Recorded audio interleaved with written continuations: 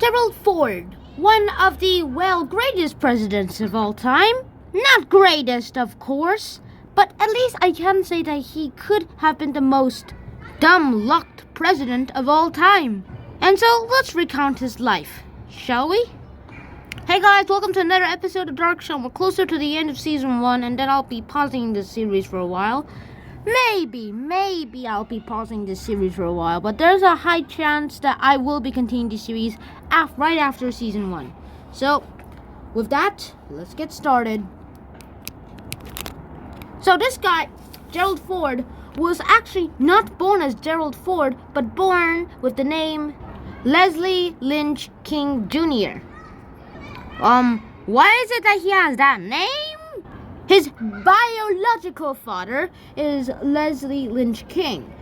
And then again, after right after he was born, like a few moments after he was born and stuff, like maybe a few days and things, his biological mom and dad, got a divorce, and then she met this Ford guy named Gerald Ford Sr.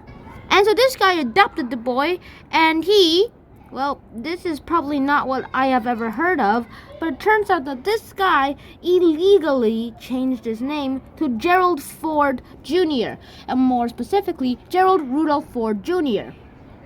And so he was pretty good. And then he went to college on a football scholarship. Here's a picture of him playing football right there. He was pretty good and stuff. And he was one of the best people on the teams. And then he went to the University of Michigan, where he played a lot of football and also studied well. He also went to Yale University. In the University of Michigan, he got his BA. In Yale University, he got his LL.B degree. I actually have no idea what that is. And his major was actually economy. Then World War II broke out. And then he enlisted in the U.S. Navy. And while in the U.S. Navy, he served from 1942 all the way to 1946. He was given the rank lieutenant. And, skip a lot of his life, and then we arrived at the U.S. House of Representatives, where he was elected to it from 1949 all the way to 1973. And, with a lot of dumb luck, Nixon's vice president, Spiro Agnew, who I did a video on, resigned. And so Nixon was like, I need a replacement, and chose Gerald Ford as his replacement. And then, less than a year after it, Nixon also resigned. And then Gerald Ford was the President of the United States of America. In fact, he was the 40th VP. But he wasn't elected to it. He became the 38th President of the United States, but he wasn't even elected to it. In fact, he probably didn't even want to be president at all. And one of his first acts? Pardon Nixon. And so his VP term lasted from 1973 all the way to 1974. 1974. And during his presidency, he served for 2.5 years, from 1973 all the way to 1974. It's actually from 1974 all the way to 1977.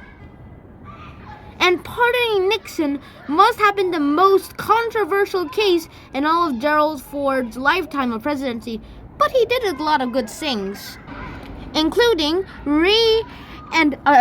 including bandaging and also healing the country, at least helping heal it. And so that was awesome. So Gerald Ford had a lot of dumb luck, and so that's kind of happened. During his retirement, he gave a lot of speeches. Now that he was president, and then in 1977, he ran for pres, but then bam, he lost to the incumbent Jimmy Carter, who is currently 98 years old. In 2 years' time, 1 year time, next year, he would be 100. Wow. And so pardoning Nixon would have been his most controversial issue. In his retirement, he played a lot of golf, although not in the Boxel type, like